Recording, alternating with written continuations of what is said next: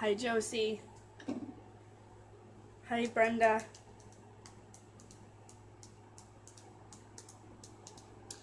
Alright, so I'm not going to wait too long to get into this because I actually have supper cooking. We're eating a late supper because I took a nap. Anyways, so I just felt like I hadn't really done a kind of like a conversation video in a while, so I figured I'd do one of those today or tonight. To start off with, I have this app on my phone. It's like a mobile performance app, and basically all you do is like you just let the app run and points add up, and then eventually you can turn those points into like cash on different gift cards. And I usually get the virtual Visa, and with that you can buy things off eBay or Amazon or really whatever. So I apologize, my dogs are barking. Just a second. Okay. Anyways, so I've been hearing some mixed reviews about some of the products from Unique. Some people say they love it, it's wonderful, it's the best stuff that they've ever had. Other people have said that their mascara doesn't really work, and the lip stain, they say that it's supposed to be smudge proof or smudge free, and some people say that that's not true, that it does smudge. So I decided to use my just a moment, guys, I'm sorry. What are you two barking at? Come on now, get down.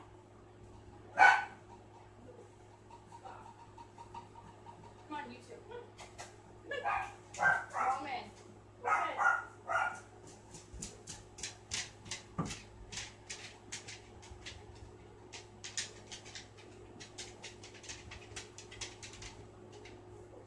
Stop. Go lay down. Sorry, guys. My dogs are barking, and I don't know what they were barking at, but anyways, what I was saying is, the app that I have, I use to buy myself, no, go lay down. Swear, my dogs are like children. Roman, go lay down, baby. Go lay down. Go on. Anyways, I think they're barking at Stan. He's outside working on his truck. But anyways, now that I've completely botched this video, I went and I bought off eBay. I bought the Unique. Ooh, it smells funny. I bought the Unique 3D Epic mascara. I don't know exactly the name of it, but anyways, the case smells funny. I don't know why, but it did. So anyways, I'm not going to use these tonight. I'll test them out tomorrow. But like I said, I've heard mixed reviews, and so I thought I would just try it out for myself. And so I bought the mascara. Which, by the way, for those of you watching, I am hosting a Unique party. I think I've invited most of you, but anyways, so I will try this out tomorrow, but this is what first brush looks like.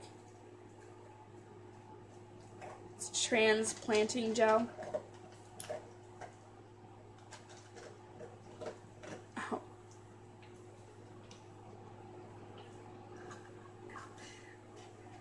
By the way, the Unique representative that will be doing my party is Stacy Johnston.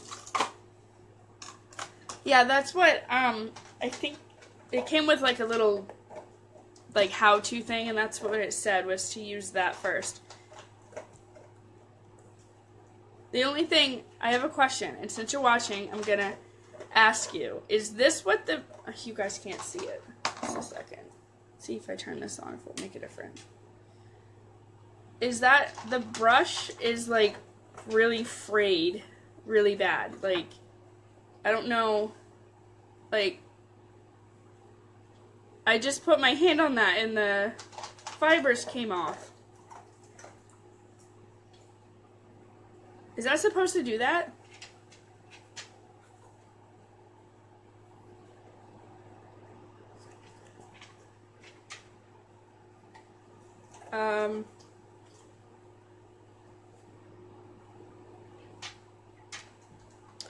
Oh. Okay, so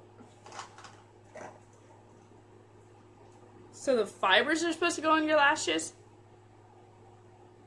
So it's not like an actual like mascara then.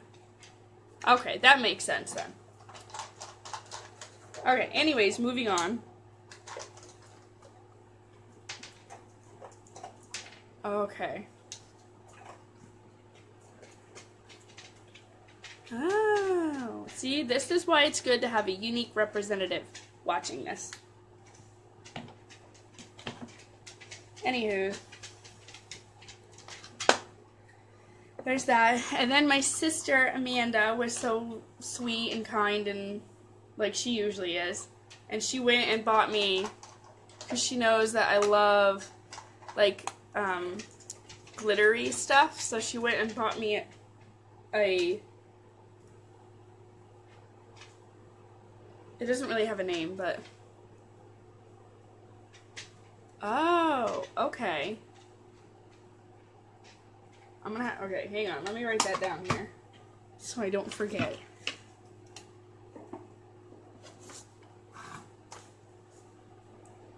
One gel, two fibers, three gel. Okay. Anywho, so she bought me this palette. Like, look at that, you guys. I was so happy when this came in the mail today. I am like obsessed with sparkly colors. It's really pretty. The only thing is, like, if you look, the it would have to be just for, like, to put over an eyelash color, an eyeshadow color, because it doesn't, like, really go on your eye that well, but, or your skin. And anyways, and then it came with two little eyeliners, and it came with this thing. It's, Best Liner from Jordana. I don't know much about that. I don't know much about that product. But enough about makeup. So, moving on. Okay, so for the thoughts for today. Let's see. Where do I start? Well, let's start with the most recent event. So, my husband and I, we have a ferret named Allie. And right before Amanda was going to get ready to go to work, she noticed that Allie was acting kind of weird. And so she hollered to Stan and I, and we came out. And Allie was just acting weird. Like, she was just kind of laying at the bottom of her cage, and she wasn't really moving. And of course, me being me, started like crying and panicking because I didn't want anything to happen to her. But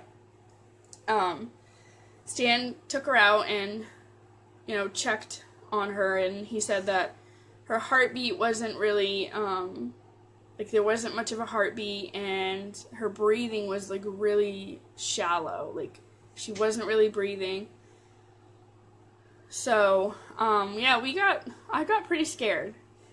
And if anybody knows me, you know that for me, my animals, they're my children. I haven't been blessed with any children of my own. Like, I haven't given birth to any. So right now, my animals are my babies. And so I was upset. I thought that I was going to lose my ferret, and she is the sweetest and most cuddly ferret ever. Like, she's so playful and she's so loving. She loves to give kisses.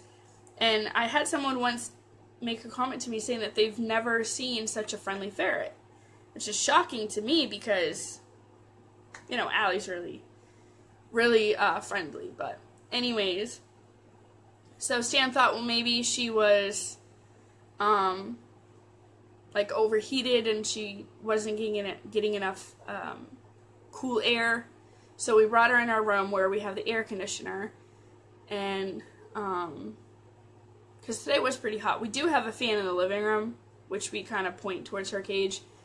But anyways, so we brought her in here and kind of put her in front of the air conditioner, and she kind of started to respond a little bit, but still not like she normally did. So we went and Amanda brought in a bowl of cool water, and we put her in that, and that kind of like shocked her, you know, a little bit.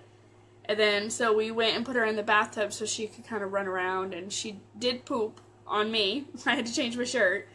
It was kind of dark and runny and like greenish color. And then so she kind of played around in the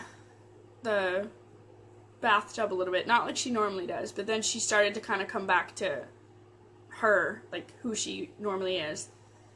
And so now we've moved Allie and the bunny in our bedroom so that this doesn't happen again, because we think that maybe she just was overheated, but we're not sure, so we're going to keep a close eye on her. But I just wanted to give an update for those of you that, you know, saw my post. But anyways, speaking of which, I was told that with female ferrets, if female ferrets are in heat and they do not mate, they will actually die. Of course, Stan and I didn't know this. We had no idea. So I went to a Facebook site that I was a part of, and I posted on there that we were looking to find a male ferret who wasn't fixed so that we could give our ferret kind of a soulmate and, you know, a friend. And I expressed that we really don't have the money to get her fixed, and we really don't want to get her fixed. And a gentleman decided that he wanted to be ignorant and make some ignorant comments in regards to us saying that we couldn't afford to fix her. Basically, the comment was, so you want to get a mate for your ferret to make babies that you can't afford to fix. I don't see how that's a solution. I just felt it was a little ignorant. So I just removed my post and I left the group because it wasn't even worth it.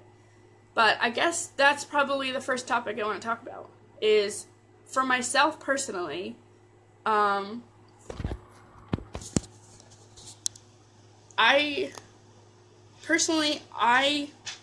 don't believe in fixing animals. I don't believe in taking away the right to procreate. That's just my opinion.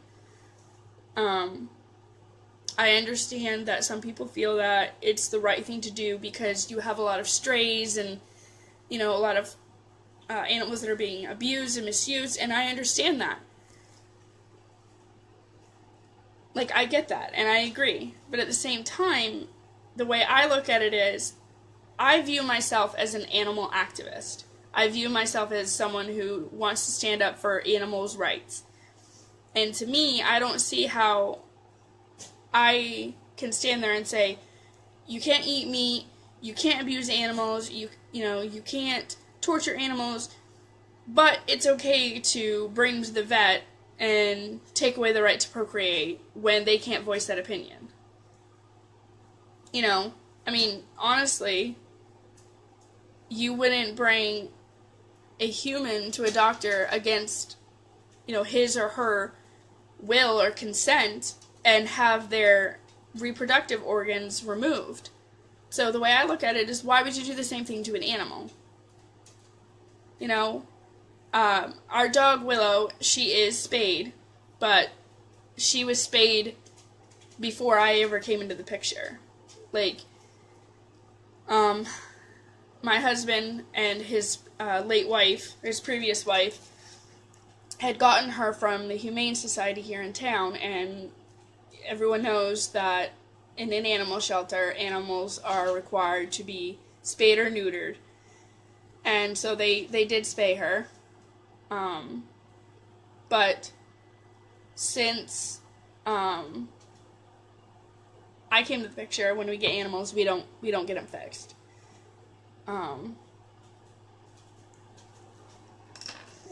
Just a second. I'm going to take you with me for a minute because my oven timer is going off, so I need to go check the food. Roman, don't bark.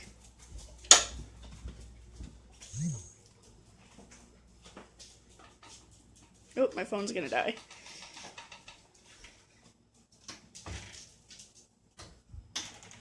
Okay, let's see here.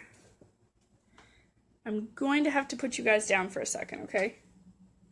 So I can take my scalloped potatoes out. Watch out, Roman.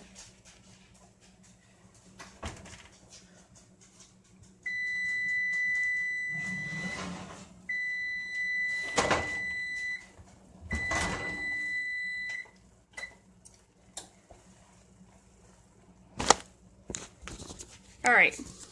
Sorry about that, guys. Willow, come on. Roman, come.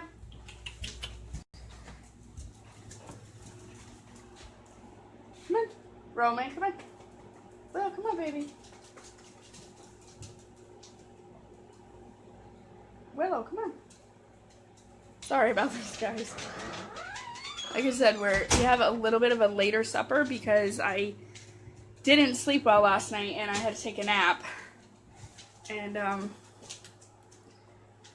so because of that, we're a little bit later in getting, and the whole thing with Allie, we're a little later getting.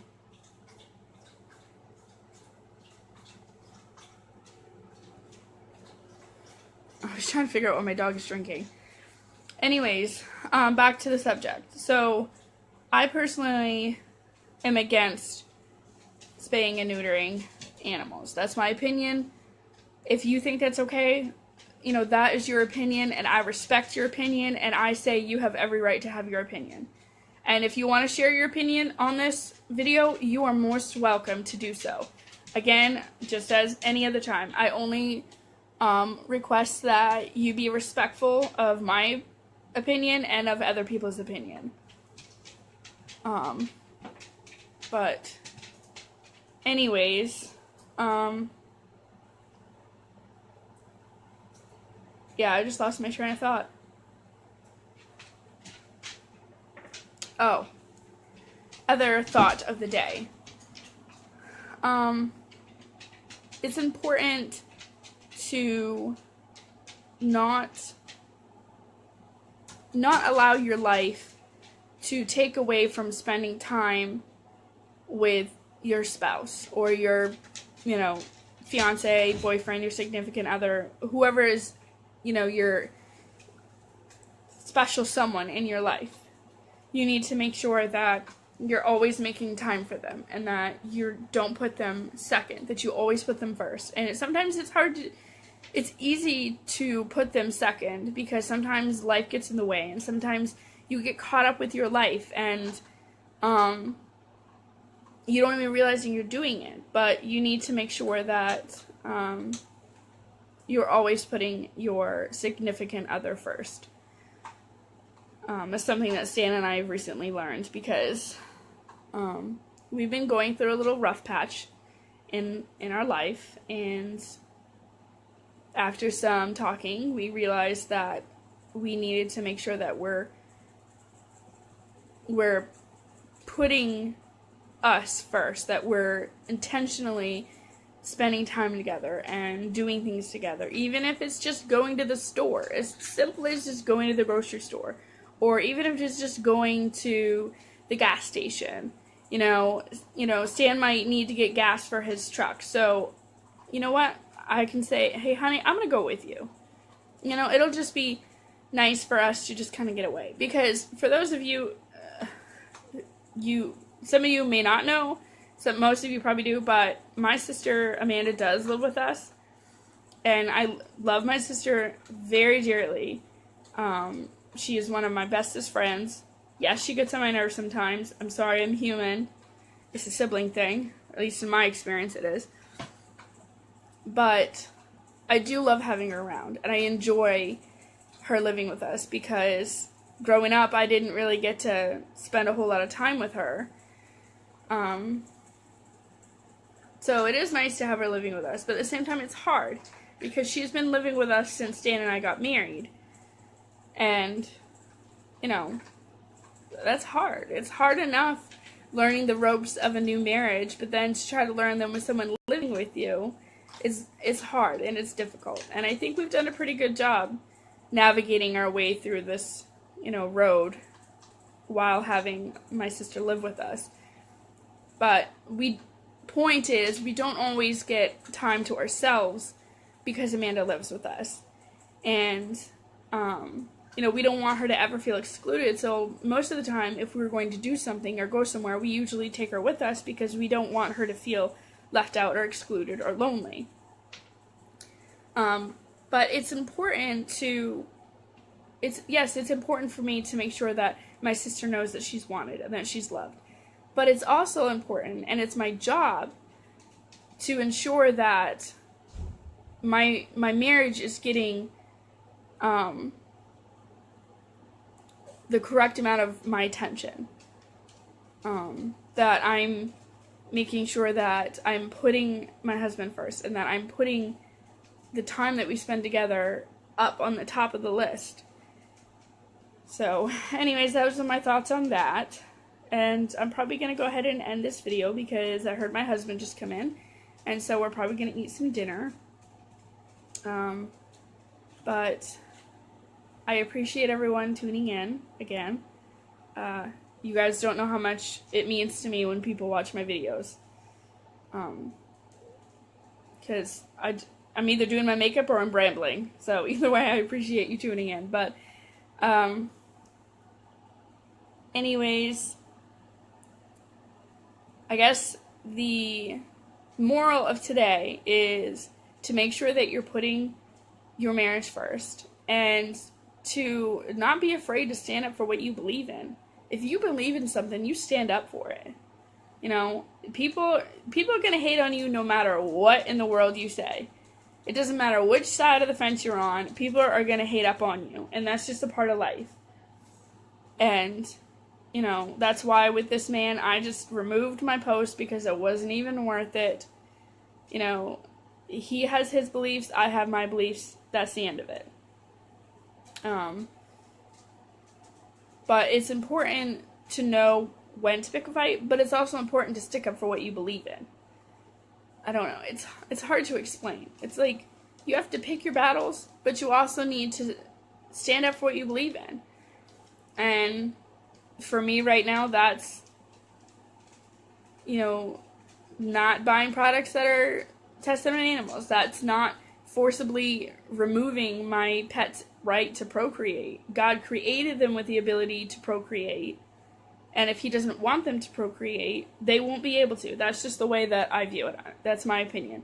But God created them with the organs that they needed to reproduce for a reason. And it's not our job to remove those organs from their body. Unless, of course, obviously, if your animal is, damaging to their health or it's putting them at risk. Obviously, you're going to want to do what you have to save your animal's life. But if they're perfectly healthy, in my opinion, I just don't think it's okay to bring them to the vet and remove their organs. Because God created them with those organs and they should die with those organs. But that is my opinion. Like I said, everyone else is entitled to their opinion and I will respect your opinion. And if someone is bashing your opinion, I will defend your opinion, even if I don't agree with it. That's another topic for another day, but Anyways, I hope everyone has a good night, and I'll probably be doing another video tomorrow on kind of a more touchy subject and more personal subject. So hopefully I don't get emotional while I'm doing the video, but if you want to know what that topic is, you will just have to wait and see. So everyone have a good night.